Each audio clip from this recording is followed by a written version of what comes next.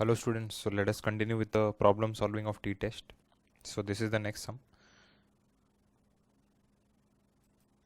Okay, in a 16 1-hour test, the petrol consumption of an engine averaged 16.4 liters with a standard deviation of 2.1 liters. Test the claim that the average petrol consumption of the engine is 12 liters per hour. Okay, बहुत ही अच्छा सम है ये. See, now imagine this scenario like जैसे a car company is claiming that the average petrol consumption of that brand is 12 liters per hour. Okay मतलब जैसे कोई भी brand ले लो, हुंडई ले लो, मारुति ले लो, सॉरी सुजुकी ले लो. Okay so suppose Hyundai guys are claiming that their engine average consumption is 12 liters per hour. Okay, to test on this claim, what we did was we tested them on 16 1-1 are के tests. Okay 16 1-1 are के test लिए, तो 1 are का एक drive लिया, उसमें कुछ readings लिया होगा, देन 1 आर का और एक ड्राइव लिया, तो ऐसे करते करते 16 ड्राइव्स लिए. Okay and in those 16 readings we got an average of 16.4 liters with a standard deviation of 2.1 liters.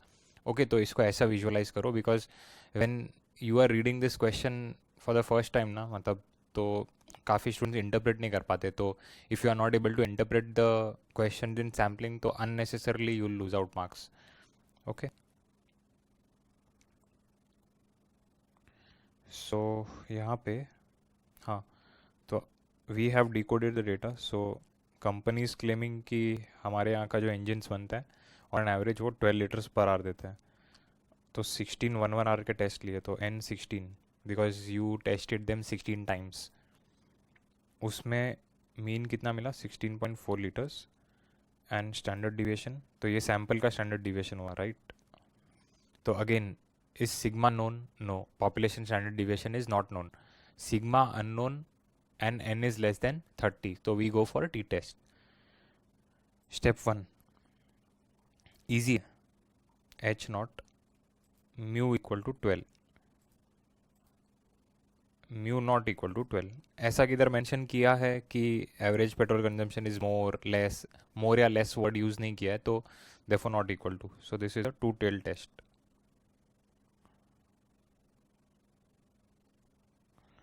Step 2. Step 2, t is x bar minus mu s upon root n minus 1.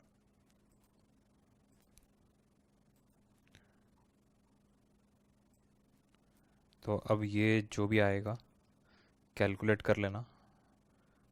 I think 8.9 आता है.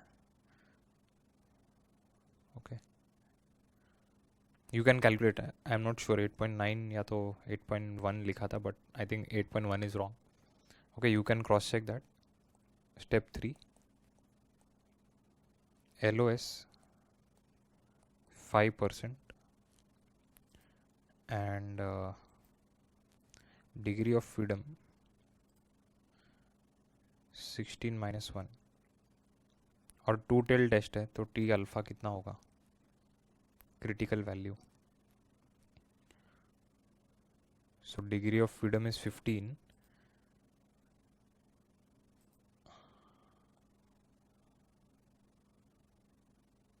और LOS again 5%, तो 2.131.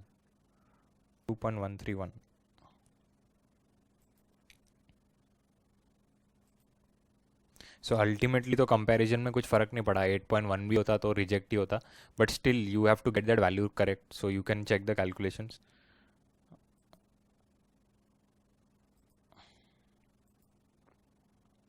T is greater than T alpha, ये decision वाला step, so HO is rejected. So average petrol consumption is not 12 liters per hour. Okay, their claim is false. Now let us take the next sum. Okay, next sum. So the mean and standard deviation of 8 randomly chosen soldiers and are so and so. The corresponding value of 6 randomly chosen sailors are 170.3 and 8.5 respectively. Based on this data, test that soldiers are in general shorter than sailors.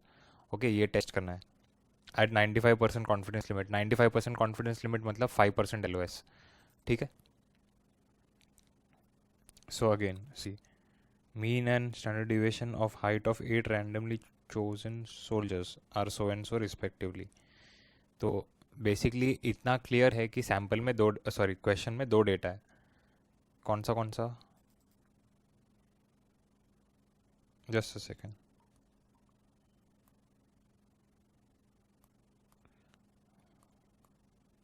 Okay, so it is soldiers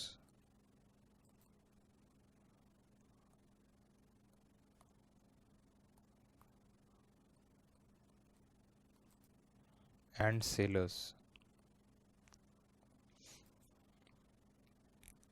तो soldiers में कितने soldiers? 8 randomly chosen soldiers. And mean height is what? 166.9. और standard deviation S1 8.29.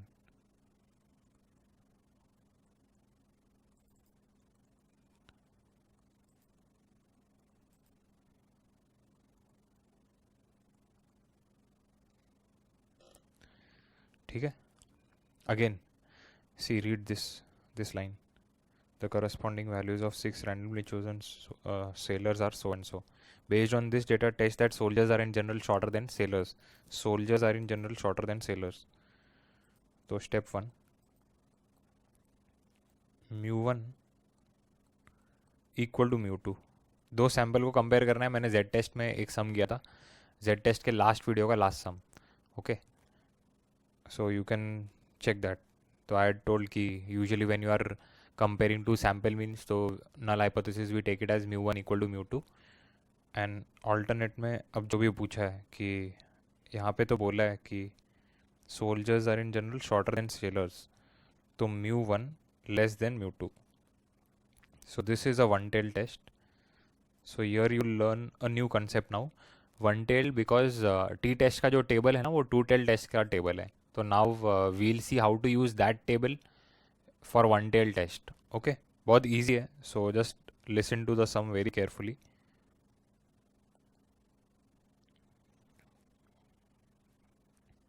Okay,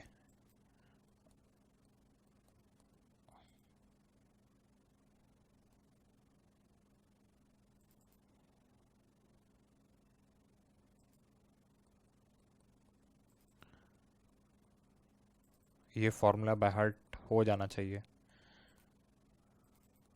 1/n1 plus 1/n2.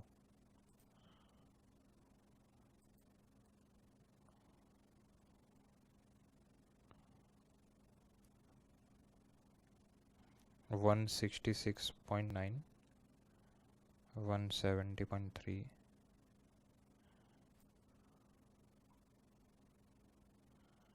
Upon n1 s1 square.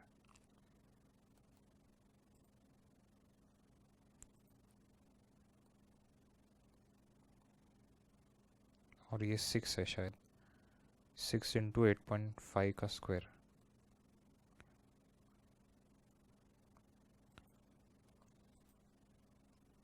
The whole upon 8 plus 6 minus 2. 1/8 plus 1/6. तो ये कैलसी में calculate करना. You should get 695 minus 0.695. अब है ना, यहाँ पे मैंने देखा है स्टूडेंट्स बहुत कैलकुलेशन एरर करते हैं while calculating this entire thing. Okay, मतलब आई हैव सीन, मतलब 80% of the students go wrong when they are calculating it for the first time. तो बहुत ध्यान से करना. what you can do is you can calculate the denominator separately, numerator separately, but scientific कैलसी है तो इतना प्रॉब्लम नहीं होना चाहिए. ये यूज़ करो. फिर डिनोमिनेटर में रूट डालो, फिर उसके अंदर दो ब्रैकेट डालो. यहाँ पे लिख दो 8 inverse plus 6 inverse. 1/8 means 8 inverse, 1/6 means 6 inverse. Okay, फिर यहाँ पे अगेन एंड देन इसको you can write it as 8 into 8.29 square 6 into 8.5 square, बस ऐसा लिख सकते हो। Okay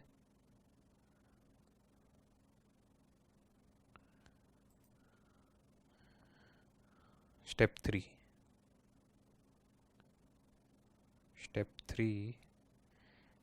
LOS 5%.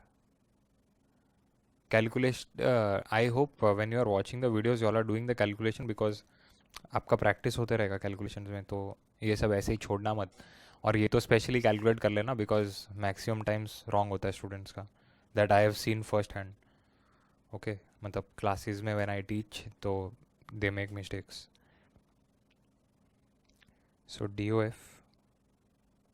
DOF is 8 plus 6 minus 2, 12.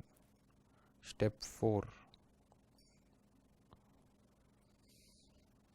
T alpha.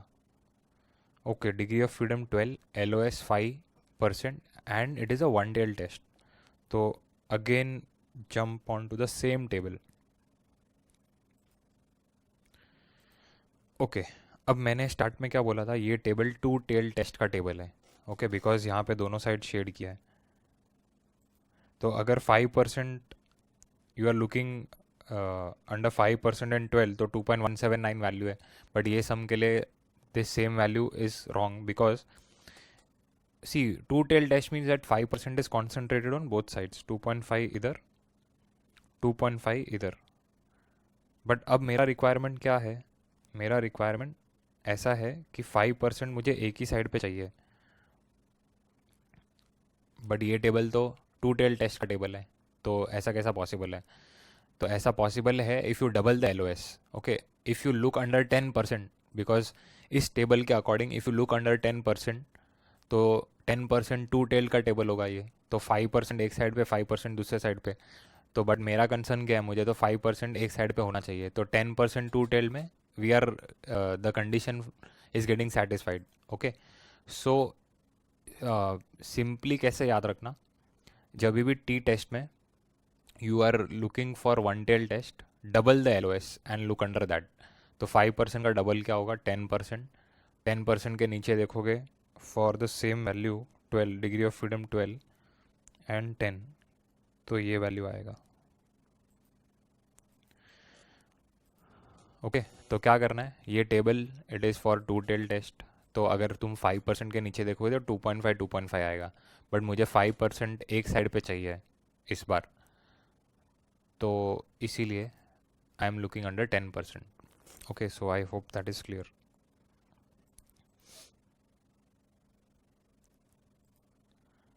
So 1.782 1.782। Okay, और वो अब सिमेट्रिक होता है। Okay, like you must be wondering कि अगर किसी को ये डाउट है कि एक साइड पे 5% है तो दूसरे साइड भी 5% है, हाँ तो agreed, I am not denying that. But अभी what we are concerned is कि 5% यहाँ से छूटना चाहिए, और फिर ऑटोमेटिकली सिमेट्रिकल है तो यहाँ से भी 5% छूटेगा। Okay, because curves are symmetric, तो जो यहाँ पे होगा वो लेफ्ट साइड पे भी सेम सिनेरियो होगा। Okay, so I forgot the value, क्या मिला था, 1.782। Okay, 1.782। So step 5, T is less than T alpha. So HO is accepted. HO accept हो गया, मतलब नहीं, soldiers are in general shorter than sailors नहीं है मतलब। ओके, तो अगर ऐसा होता तो फिर H1 एक्सेप्टेड होता, but in our case HO is getting accepted. So soldiers are in general not shorter than sailors. Okay, your conclusion would be that. Okay, now let us take the next sum. Okay, next sum. So the following data represents the biological value of protein from cow's milk and buffalo's milk at certain level. और data दिया है वहाँ पे. Okay. So cow's milk के लिए they have given us 6 readings and buffalo's milk also they have given us 6 reading. Examine if the average value of protein in the two samples significantly differ. बस ऐसा ही बोला है. ऐसा नहीं बोला है कि काउज मिल्क में the protein content is more और बफेलोज मिल्क में इट इज लेस. ऐसा कुछ नहीं बोला है. So what I have done is I have made the calculations and kept it ready so that we could save some time. तो अब आपको क्या करना है इसमें. See, in the previous sum they had given all the values. Sample size पता था, mean पता था, स्टैंडर्ड डिविएशन भी पता था सोल्जर्स का, सेलर्स का. बट यहाँ पे अब क्या किया है, टेबल में रीडिंग्स एरिया. तो you have to calculate everything. तो सैम्पल N16 और N26 तो मैंने काउंट करके लिखा. That is easy. Now to calculate means and standard deviation you can use your calci. तो be very smart in this. क्या करो, I'll again write the process. Stat mode में जाके प्रेस 3 तो स्टैट दिखेगा. आई थिंक 3 होगा, I don't remember it clearly. तो mode फिर वहाँ पे ऑप्शन आएगा तो स्टैट लिखा होगा कहीं, तो मोस्ट प्रोबेबली तो थर्ड में लिखा होगा. ओके तो स्टैट प्रेस किया, then choose the second option. A+BX लिखा होगा उसमें. ओके सेकेंड ऑप्शन चूज़ करोगे तो 2 कॉलम दिखेगा. तो फर्स्ट कॉलम में फीड एक्स के नीचे काउज मिल्क का डेटा फीड करो और वाई के नीचे बफेलोज मिल्क का डेटा फीड करो. ओके डेटा फीड करने के बाद प्रेस AC. ओके AC दबाने के बाद क्या करना, शिफ्ट स्टैट दबाना. शिफ्ट स्टैट मतलब शिफ्ट और 1 के ऊपर ST80 लिखा होगा, जो 1 नंबर का की होगा ना उसके ऊपर. ओके तो शिफ्ट और स्टैट दबाया, उसमें जाके वेर दबाना. शिफ्ट स्टैट मतलब शिफ्ट 1, देन 4 या 5 ऑप्शन आएगा तो उसमें से वेर सिलेक्ट करना. अब वेर में you will see many things. You will see X bar, you will see Y bar, you will see sigma X and sigma Y. और भी एक दो होगा, SX और XY भी होगा, SX and SY. okay what you have to do is you have to focus only on these 4. तो अब क्या करना, X बार का जो भी ऑप्शन नंबर होगा वो प्रेस करके इक्वल टू दबाना. तो you will get this value.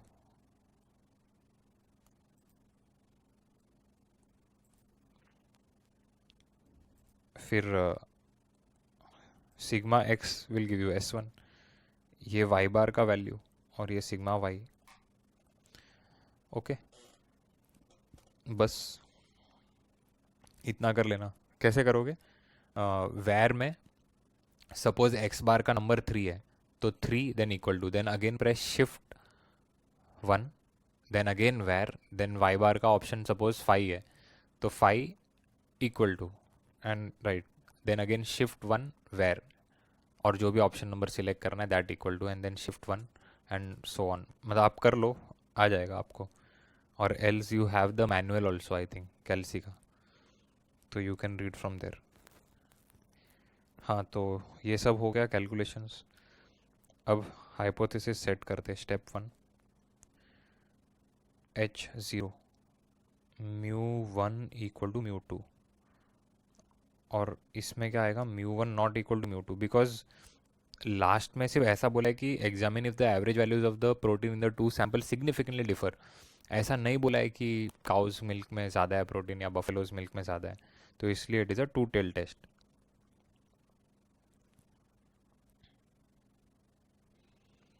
फिर कौन सा फॉर्मूला यूज़ करोगे आप. सिग्मा अननोन है और n<30 है तो T टेस्ट का 2 सैंपल वाला फॉर्मूला, ये बड़ा वाला formula.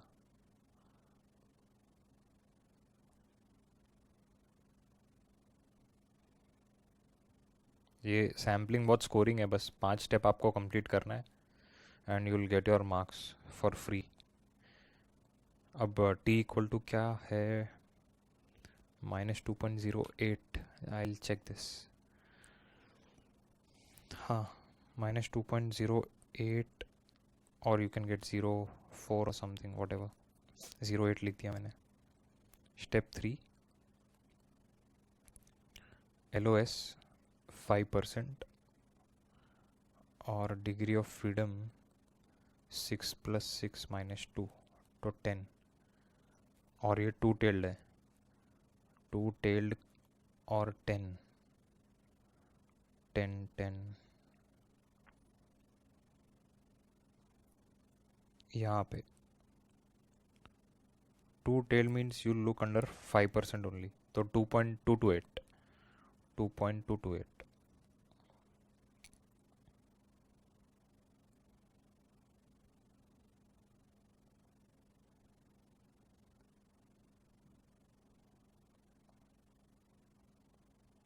So step 5, T is less than T alpha. 2.08 is less than 2.28. So HO is accepted. ये स्टेप 5 होता है डिसीजन। ओके, तो इजी था, कुछ हैवी टास्क नहीं था इसमें, बस डेटा बराबर कैलकुलेट करना आना चाहिए। Okay, let's take the next sum also. I won't solve that sum completely. Okay, the next problem, sample of two electric bulbs were tested for length of life and the following data were obtained. Okay, and the following data was obtained होगा यहाँ पे, ठीक है। Sample 1 और size, mean और standard deviation सब दिया है, तो क्या क्या दिया है, N1 दिया है, X1 बार दिया है और S1 दिया है, तो इसमें तो सब डेटा ऐसे ही दे दिया, फ्री में दे दिया। ओके, तो इसमें तो कुछ एफर्ट नहीं है सब में। N2 is this, X2 bar is this. तो अगर तुम लोग वीडियो फॉलो कर रहे हो सीक्वेंशली, तो I don't think you won't be able to solve this, definitely guarantee आ जाएगा आपको sum. So is the difference in the mean sufficient to warrant that type 1 bulbs are superior to type 2 bulbs? Okay, type 1 bulbs are superior to type 2 bulbs, तो यहाँ पे ये word use कर लिया ना, language, type 1 bulbs are superior to type 2 bulbs, is the difference in the mean sufficient to warrant that. तो you know now what will change. Null hypothesis में कुछ नहीं, μ1 type 1 is superior to type 2, ये one tailed हो गया। अब one tailed होने से क्या होगा, दिमाग में सबसे पहले क्या आना चाहिए, अगर ये टी टेस्ट का समय, तो टेबल में मैं LOS डबल करके देखने वाला हूँ। ओके, तो स्टेप 1, अच्छा step 2, which formula you will use, that big formula.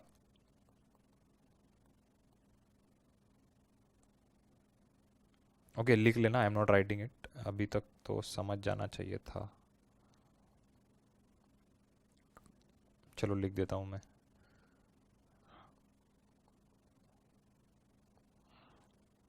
Step 3, और इसका वैल्यू जो भी आएगा वो देख लेना, T इक्वल टू कुछ तो आएगा, LOS 5% and degree of freedom कितना आएगा, डिग्री ऑफ फ्रीडम 7 + 8, 8 + 7 - 2, तो 13। स्टेप 4, T अल्फा 1 टेल्ड 5% और degree of freedom is 13। Okay,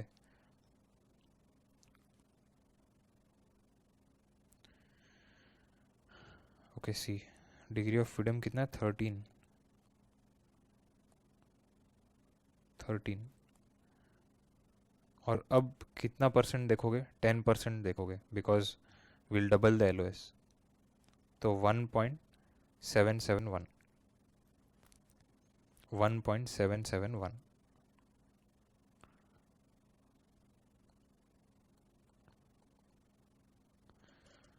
ठीक है, स्टेप 5, टी, अच्छा जो भी है वो वैल्यू तुम लोग देख लेना, T greater than T alpha हुआ by chance, so HO is rejected, and then HO is rejected मतलब μ1 greater than μ2, तो yes, the difference in the mean is sufficient to warrant that type 1 bulbs are superior to type 2 bulbs. Okay, that is your conclusion. So I hope you have understood this, and इतने sums कर लेना properly तो you will be very confident, and I'll be coming up with few more sums in my upcoming videos. So till then, stay tuned, goodbye and thank you.